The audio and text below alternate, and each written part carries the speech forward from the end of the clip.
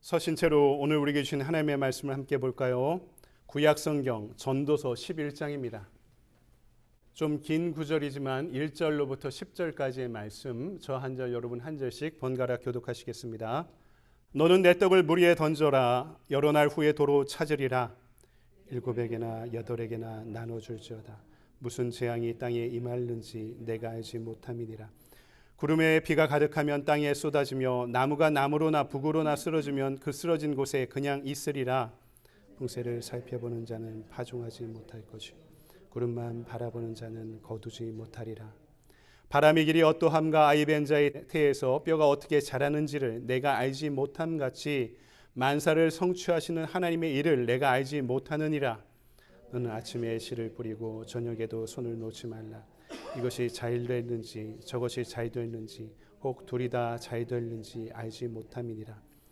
빛은 실로 아름다운 것이라. 눈으로 해를 보는 것이 즐거운 일이로다. 사람이 여러 해를 살면 항상 즐거워할지로다. 그러나 캄캄한 날들이 많으리니 그 날들을 생각할지로다. 다가올 일은 다 헛되도다. 청년이여 내 어린 때를 즐거워하며 내 청년의 날들을 마음에 기뻐하며 마음에 원하는 길들과 내 눈이 보는 대로 행하라. 그러나 하나님이 이 모든 일로 말미암아 너를 심판하실 줄 알라. 그런즉 근심이 내 마음에서 떠나게 하며 악이 내 몸에서 물러가게 하라. 어릴 때와 검은 머리의 시절이 다 헛되니라. 아멘. 주님의 말씀입니다. 말씀을 주신 하나님께 감사드립니다. 다 자리에 앉으시겠습니다. 우리 계속해서 전도서를 강의하고 있는데 그 9번째 시간입니다. 이 시간 우리에게 주신 말씀 가지고 어떻게 살 것인가, 어떻게 살 것인가라는 제목으로 말씀의 은혜를 함께 나누도록 하겠습니다. 전도서에서 가장 많이 반복되는 관용구가 있다고 말씀드렸죠. 1장에서부터 시작됩니다. 헛되고 헛되며 헛되고 헛되니 모든 것이 다 헛되도다. 이런 고백입니다. 솔로몬이 보기에 본인이 성공하기 위해서, 행복하기 위해서 온갖 노력을 다하고 수고를 다하며 살아왔는데 솔로몬의 말년에 노후가 되어서 자신의 인생을 돌아보니까 내가 성공하려고, 행복하려고 이렇게 노력했던 모든 노력들이 다 헛되게 되어버렸다는 것입니다. 자, 그렇다면 왜 전도서를 썼을까? 전도서를 쓴 이 노력도 다 헛되고 헛된 것 아닌가? 이렇게 우리가 질문할 수 있겠죠. 그런데 전도서의 최종 결론은 세상이 헛되니까 살 필요 없다, 이런 것이 절대로 아닙니다. 이런 역설 가운데서도 우리 솔로몬이 어떻게 이 헛된 인생, 공허한 인생을 잘 살아갈 수 있을 것인가에 대한 신앙의 지혜를 함께 나누고자 우리에게 이 전도서를 또 전달해 준 것이 분명하다는 것입니다. 그렇다면 어떻게 사는 것이 잘 사는 것인가? 라는 이 질문 가운데 이것을 고민해 보면 20대 또는 10대 후반의 나이에는 이 질문이 나의 미래를 어떻게 준비할 것인가? 이런 질문이 될 것 같습니다. 중년이 지나고 중년을 보내고 중년 이후에 노년의 삶을 살아갈 때는 내가 과연 잘 살고 있는가? 지금 나의 삶을 잘 살아내고 있는가라는 점검의 질문으로 우리에게 다가오게 될 것 같습니다. 여러분은 어떻습니까? 잘 살고 계십니까? 미래를 잘 준비하고 계십니까? 여러분의 삶은 잘 살아내고 잘 살아오고 있었습니까? 과연 그런지 우리 전도서의 지혜를 오늘 말씀 가운데 함께 나누고자 합니다. 먼저 오늘 말씀은 하나님께서 우리의 인생의 적자를 흑자로 전환하신다. 적자 인생을 흑자 인생으로 전환하신다, 이렇게 말씀하고 있습니다. 이게 무슨 말인가? 1절, 너는 내 떡을, 옛날 한글 개역 한글판에는 식물을 이렇게 번역되어 있습니다. 너는 내 떡을 물 위에 던져라. 여러 날 후에 도로 찾으리라. 이 무슨 말인가 잘 이해가 되지 않죠. 제가 설교를 준비할 때 성경 본문을 그렇게 읽습니다. 여러분에게도 혹시 도움이 될 것 같은데요. 맨 처음에는 소리를 내어서 따박따박 정독해 이 본문을 다 읽습니다. 그리고 적게는 십수 번을, 많게는 수십 번을 계속 읽어보고 또 읽어보고 또 읽어봅니다. 여러분, 그러다 보면은 보이는 구절이 있습니다. 느껴지는 내용이 있고요. 거기서 깨달아지는 것들이 있습니다. 그리고 나서 주석을 보면서 나의 묵상이 나의 해석이 맞는지 비교해 보기도 합니다. 오늘 말씀을 읽어볼 때도 마찬가지인데요. 1절만 따로 떼어서 해석할 수도 있고요. 그 위에 있는 2절 이후의 말씀과 연결하여 문맥상 함께 해석하는 방법이 있습니다. 1절만 따로 보고 해석하면은 베풀며 살라는 뜻이고요. 2절 이후의 말씀과 연관하여 문맥 가운데 이 말씀을 1절을 해석하면은 분산 투자를 하라는 말씀으로도 해석할 수 있습니다. 위험이 있으니까 한 곳에만 투자하지 말고 이것을 나누어라. 우리 주식에도 과일을 여러 바구니에 담으라라는 이런 경고도 있지 않습니까? 그런 것처럼 인생에 무엇인가 투자할 때 위험 부담을 나눠서 여러 군데 투자하라. 이런 삶의 지혜로 솔로몬이 나눈 말씀이기도 합니다. 1절만 따로 읽어보면은 당시 고대 근동지방 이스라엘에 유행하던 속담과 관련되어 있는데 이런 것입니다. 내가 가장 소중히 여기는 것이 있다면은 붙들지 말고 던지라. 이런 속담이 있었다고 합니다. 이것과 거의 유사한 말씀으로 솔로몬이 안내해주고 있는데 물 위에 내가 소중히 여기는 것을 던져버리면 낭비라고 생각하는데 그것이 온전히 나에게 돌아오게 되어 있다는 것입니다. 그러니까 자신의 재물이나 재능을 자신만을 위해 쓰지 않고 사람들을 위해 쓰던가 시대와 사회를 위해 던질 때 이자가 붙어 돌아오게 되어 있다라는 것이 솔로몬의 지혜인 것입니다. 여러분, 하나님께서 나에게 어떤 재능과 은사, 달란트를 주신 이유가 뭘까요? 우리 신약 성경에 보면 에베소서가 가장 여기에 대한 핵심적인 주제를 우리에게 알려주고 있는데요.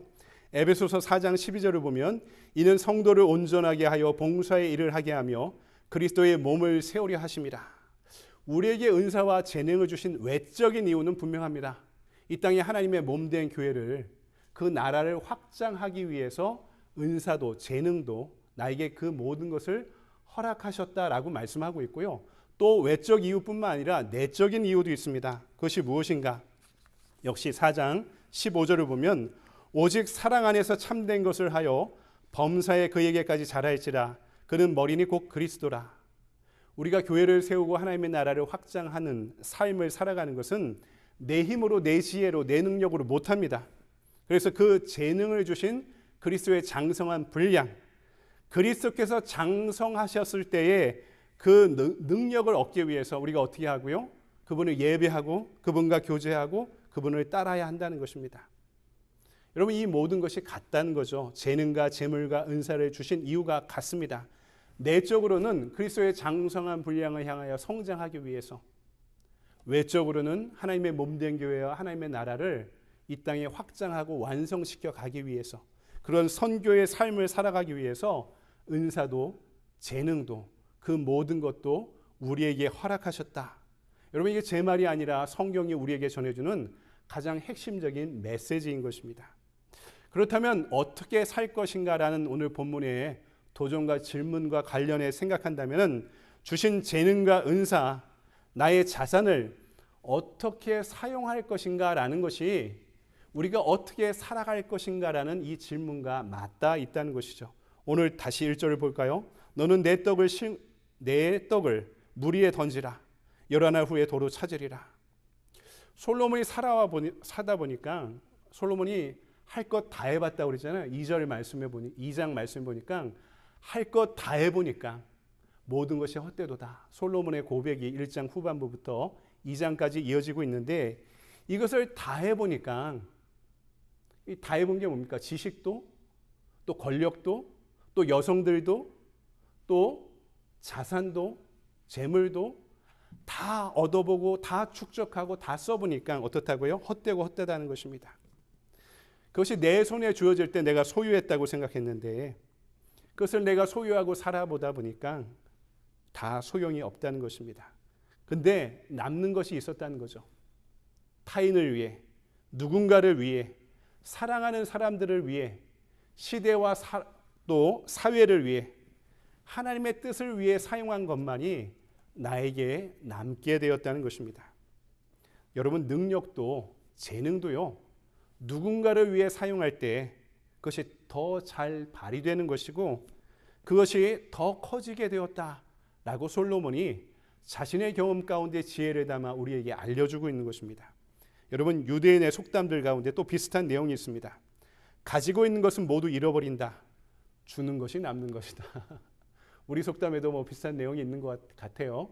주는 것이 남는 것이다. 가지고 있는 것은 다 잃어버린다. 왜냐하면 소유란 것은 언젠가 다 썩어져 버릴 것이 분명하기 때문에. 그래서 예수님도 뭐라고 말씀하십니까? 너 보물을 하늘에 쌓아두라. 하늘은 도둑도 침범하지 못하고 좀도 먹지 않는 곳이기 때문에 하늘에 쌓아둔 보물은 영원히 남는 것이다. 그것이 뭡니까? 하나님과 이웃을 위해, 사랑하는 사람들을 위해 쌓아둔 것이 결국에는 남는다라고 고백하는 거죠. 웨슬리 목사님이 선교 여행을 하다가 집으로 돌아오니까, 그 당시에는 뭐 귀족 사회였기 때문에 웨슬리도 귀족 출신이거든요. 그러니까 집안에 하인이 있었던 거죠. 근데 한겨울에 선교 여행을 하고 88세까지 이 몇 달 전까지, 죽기 전까지 말을 타고 다니며 선교 여행을 다니셨는데, 어느 날 한겨울에 들어오니까 집에 일하는 하녀가 옷을 입고, 겹옷이 아니라 헛옷을 입고 추운 겨울에 일을 하고 있는 모습을 보면서 웨슬리가 이렇게 생각했습니다. 아, 내가 나 자신만을 위해 살아서는 안 되겠구나. 이후로 어떤 결심을 하게 됐냐면, 자신의 생활비로 아주 적은 금액을 정해놓고 그 이상 쓰지 않았습니다. 뭐 신부가, 사제가, 목사가 돈이 얼마나 많았겠냐 이렇게 생각할 수 있는데요. 웨슬리는 저는 뭐 일기나 설교문만 읽어봤는데 그 당시에 출판물이 상당히 많았다고 합니다. 간행물이 뭐 잡지나 저널이나 그리고 책 같은 것들을 많이 발행했는데, 여기에서 나오는 인세가 어마어마하게 그에게 많이 주어졌다는 기록이 남아있거든요. 그러니까 그 생활비를, 그 인세들을 아주 작은 액수만 자기만을 위해 남겨놓고 선교를 위해 사용했다는 것이죠. 그래서 웨슬리가 평소에 설교할 때마다 자주 하던 이야기가 있습니다. 세 가지를 항상 이야기했는데, 첫째로 make all you can, 될 수 있는 대로 많이 벌어라. 두 번째, save all you can, 최대한 많이 저축해라. 세 번째, give all you can, 될 수 있는 대로 하나님과 이웃을 위해 많이 주면서 살아라. 이게 그가 이야기하는 신앙인들의, 기독교인들의 경제 윤리, 경제 철학이라고 언제나 이제 성서를 통해 이렇게 이야기하고 강조해 왔던 거죠. 어느 해인가 어느 교회에서 설교를 하다가 또 이 신앙인들의 경제 생활에 대한 설교를 한 것입니다. 나오면서 성도들끼리 하는 이야기를 웨슬리가 듣게 되었는데, 이런 이야기였습니다. 아, 오늘 목사님 설교 너무나 좋고 은혜로웠는데, 근데 마지막 세 번째 대지가 우리 목사님 설교를 망쳐놓았어. 이렇게 이야기하는 것을 본인의 귀로 듣게 되었다는 거죠. 이 세 번째 대지가 뭡니까? Give all you can. 많이 주며 살아라 하는 것이 그분들한테는 은혜가 되지 않았던 모양입니다. 여러분은 어떻게 생각하십니까?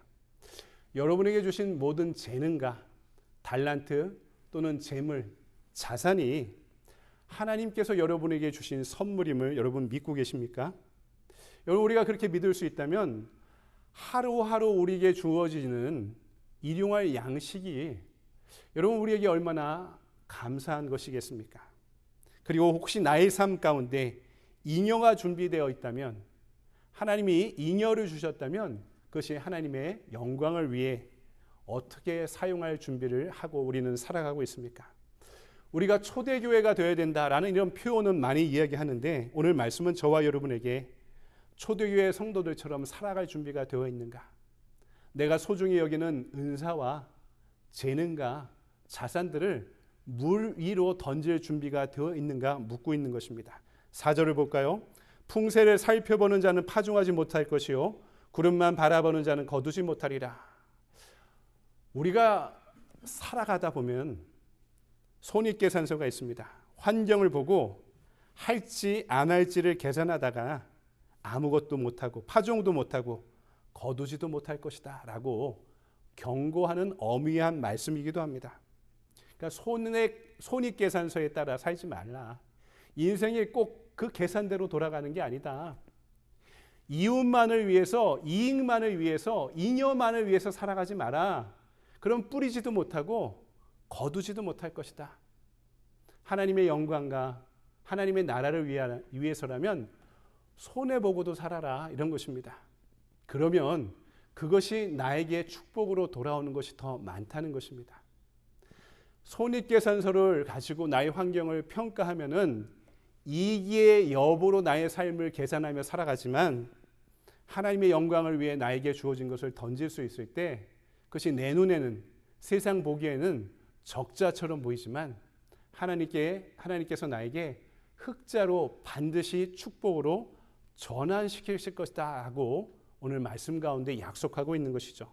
여러분, 하나님을 위해 선택한 적자가 내 인생의 흑자로 남는 지혜를 얻는 성도들 되시기 바랍니다. 두 번째로 하나님을 즐거워하라 이렇게 이야기합니다. 7절과 8절을 볼까요? 빛은 실로 아름다운 것이라 눈으로 해를 보는 것이 즐거운 일이로다. 사람이 여러 해를 살면 항상 즐거워할지로다. 그러나 캄캄한 날들이 많으리니 그 날들을 생각할지로다. 다가올 일은 다 헛되도다. 하나님이 우리 인생들에게 일생을 사는 동안 즐거움을 허락하셨습니다.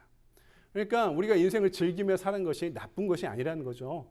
괜히 우리 한국 기독교인들은 독특한 유교적인 가치와 아주 엄밀하게 결합돼서 신앙생활하면서 행복하고 즐겁게 사는 것에 대한 조금의 길티 의식을 갖고 신앙생활하는 적이 있는데 하나님께서 즐거워하라, 행복하며 살아라 라고 오늘 전도서를 통해 잠언에도 이 지혜를 알려주고 있습니다. 즐거운 마음으로 손을 펼 줄도 알고 즐거운 마음으로 씨를 뿌리고 즐거운 마음으로 식물을 물 위에도 던지며 사는 것. 왜 그렇습니까? 8절 후반부를 다시 볼까요? 그러나 캄캄한 날이 많으리니 그날을 생각할지로다. 다가올 일은 다 헛되도다. 어두운 밤이 되면 쉴 때가 곧 올 것입니다. 그때는 하고 싶어도 할 수 없는 거죠. 그러니 기회가 주어졌을 때 해야죠. 기회가 주어졌을 때 하라는 겁니까? 무엇을 해야 될까요? 가장 중요한 것은요, 하나님을 즐거워하는 것입니다. 내가 즐겁게 여기고 좋아하는 것이 많죠. 여행하는 것도 있고, 컴퓨터로 게임을 할 수도 있고, 내가 좋아하는 골프를 칠 수도 있고, 내가 좋아하는 취미 활동이 여러 가지가 있습니다. 인생을 살아가며 즐거워할 것이 많죠. 많고 많은 즐거움 가운데 가장 소중한 즐거움이 무엇인지 성령이 우리에게 알려주는 그것은 하나님을 즐거워하라는 것입니다. 종교개혁을 알렸던 마틴 루터의 소요리 문답이나 칼빈의 기독교 강요, 특별히 기독교 강요 1장을 보면은 하나님이 인간을 창조하신 이유를 두 가지로 알려주고 있는데 이게 종교개혁가들의 아주 소중한 통찰입니다.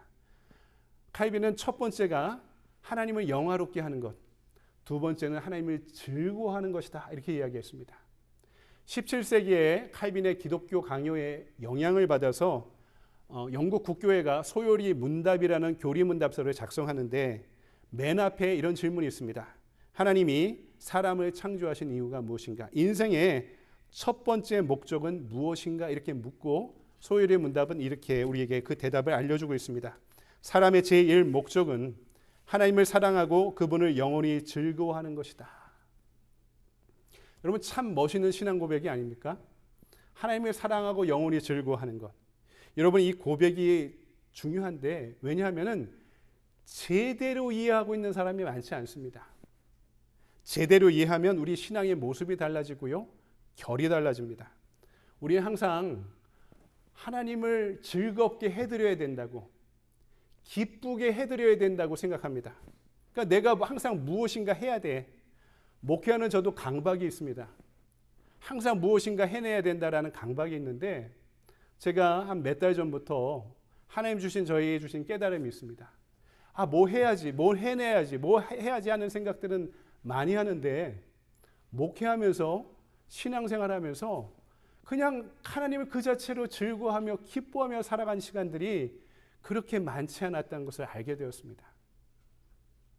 그냥 하나님만 바라보고 기뻐하고 하나님만 바라보고 즐거워하면서도 살아갈 수 있는데 우리는 항상 뭘 해내지 않으면 안 되는 것처럼 살아간 날이 너무나 많았다는 거죠. 근데 내 마음대로 그것이 됩니까? 안 되는 때도 있죠. 그러면 하나님이 우리를 기뻐하지 않으실까요? 왜 그것을 못 해냈냐? 왜 그것도 못하냐? 우리를 책망하실까요? 그게 아니라는 거죠. 나를 사랑하시는데 어느 정도 죽기까지, 십자가에 달려 죽기까지 나를 사랑하신 그분은 내가 그분 당신 그 자체를 기뻐하고 즐거워하는 삶을 우선적으로 살아가기를 원하신다는 것입니다. 그래서 우리가 하나님의 기쁨이 되는 것과 하나님을 기뻐하는 것은 어떤 측면에서 전적으로 다른 차원의 문제일 수도 있다는 것입니다. 예를 들어 볼까요? 어릴 때 여러분 생각해 보십시오. 집에서 엄마 아빠가 밖에서 일하셔요. 아빠 엄마가 퇴근해 돌아오시면 그것만 갖고도 얼마나 좋습니까? 기다리다가 아버지의 어머니의 퇴근을 기다리다가 그분들이 오는 것만 갖고도 얼마나 좋습니까? 물론 오시면서 뭐 통닭 사들고 오시고 피자 사들고 오시면 더 좋겠죠. 근데 부모 입장에서는 어떻습니까? 그냥 아빠가 와서 엄마가 와서 와 하고 좋아하는 그 모습만 보더라도 그냥 내가 뭘 그래 사왔을 때 아니면 음식을 만들어줬을 때 그걸 너무 감사하게 먹는 모습으로라도 너무 행복하고 좋지 않습니까? 그게 부모의 마음이 바로 하나님의 마음이죠. 하나님은 우리에게 뭔가 해내기를 원하시는 모습으로 우리를 바라보시는 게 아니라 그냥 하나님을 바라고 앙망하고 즐거워하는 모습으로도 하나님은 우리를 충분히 기뻐하시는 분이라는 거죠. 제가 어렸을 때 저희 어머니가 일을 하시다가 30이 넘어서 30 중반이 넘어서 갑자기 신학교를 가시겠대요. 신학대학에 들어가시고 공부를 하시다 졸업하고 그냥 두실 줄 알았는데 갑자기 또 신학대학원을 들어가시겠다고. 그래서 그 당시에 신대원을 2년 동안 또 다니셨는데 저희 어머니 다니시는 신대원은 이 직장인들을 위해 야간에 수업을 하는 야간 신대원이었습니다. 그러니까 일을 하시고 야간에 공부하시면 일주일에 3, 4일을 수업이 방배동에 대학원이 있었는데 뭐 차도 한 2번 갈아타서 오셔야 돼요. 그 당시에 저희 집에 산 위에 아파트에 있었는데 마을버스라는 것도 없었습니다. 그러면 저 밑에서부터 20분, 30분의 산 밑에서부터 버스에 내려서 올라오셔야 되는데 항상 집에 오시면 수업이 있는 날은 11시가 넘어야지만 집에 들어오시는 거예요. 그런데 어린 나이에 엄마가 너무나 보고 싶은 겁니다. 그냥 다른 게 아니라 엄마만 있으면 좋으니까.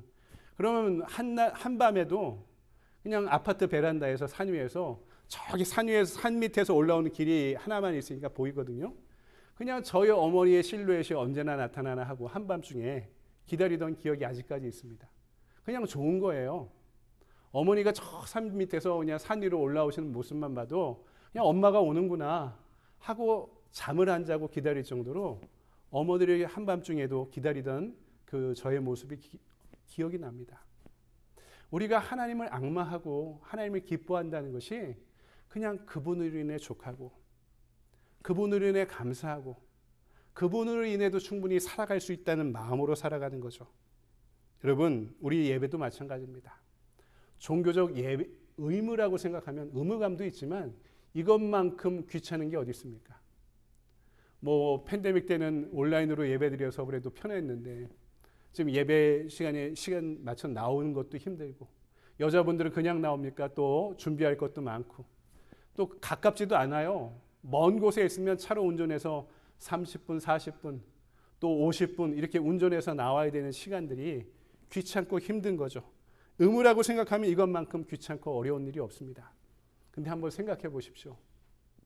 내가 하나님을 즐거워하고 기뻐하는 가장 공적이고 강력한 행위라고 생각해 보시기 바랍니다. 하나님을 기뻐하는 것, 하나님을 즐거워하는 것. 저도 이 건물에 있다가 하루에 한 번씩 여기 예배당이나 저기 유스 채플로 가서 그냥 가만히 있는 시간이 있습니다. 찬양하고 기도하는 시간을 꼭 갖는데 전에는 뭘 해내야 되겠다. 그 시간에도 뭘 해내야 되겠다라는 그런 강박이 많았는데 요새는 그냥 가만히 있으면서 하나님을 생각하고 찬양하고 기도하는 그 시간만이라도 나에게 족하다라는 생각을 갖고 살아갑니다. 여러분, 코람데오, 종교적 의무로 하나님 앞에 쓰는 것이 아니라 신전의식, 하나님 앞에 날마다 서서 그분을 영원히 즐거워할 수 있는 신앙의 복된 지혜를 얻는 저와 여러분이 되길 바랍니다. 마지막으로 우리가 어떻게 살 것인가라는 질문에 대한 또 다른 해답은 인생을 낭비하지 않으며 사는 것입니다. 세상이 너무나 피로합니다. 피곤합니다. 솔로몬이 이렇게 고백하죠.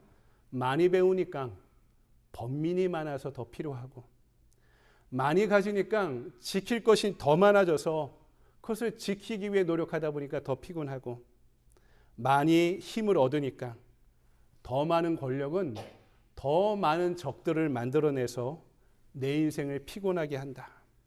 그러다 보면 피로감에 쌓여서 나를 잃어버리고 나의 현재를 잃어버리는 어리석은 선택을 하며 살아갈 때가 많다는 것입니다. 터키의 시인, 지금은 튀르키예라고 이야기하는데 예전 터키의 시인 중에 나짐 히크메크라는 유명한 시인이 있습니다. 그분이 쓴 책 중에 유명한 것이 신과의 인터뷰라는 책이 있는데 여기에서 시인이 이렇게 신에게 질문합니다. 인간들을 볼 때 이해되지 않고 놀라운 점이 무엇입니까? 시인의 눈으로 이렇게 이야기합니다.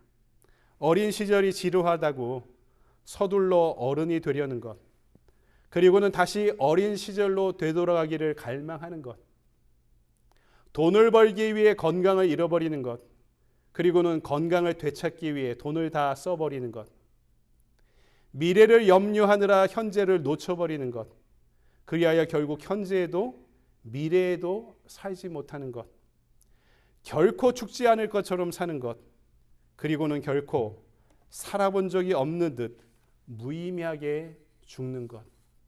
신이 보기에 인간의 이런 모습이 놀랍다. 물론 시인의 눈으로 시처럼 이 얘기를 하고 있는 것인데 인간이 모순투성이의 존재라는 것입니다. 여러분, 우리가 가는 길은 우리의 부모들이, 선조들이 살았던 길입니다. 생각해 보십시오. 언젠가 화려하게 확 피는 벚꽃처럼 우리 인생이 또는 그분들의 인생이 핀 적이 있었습니다.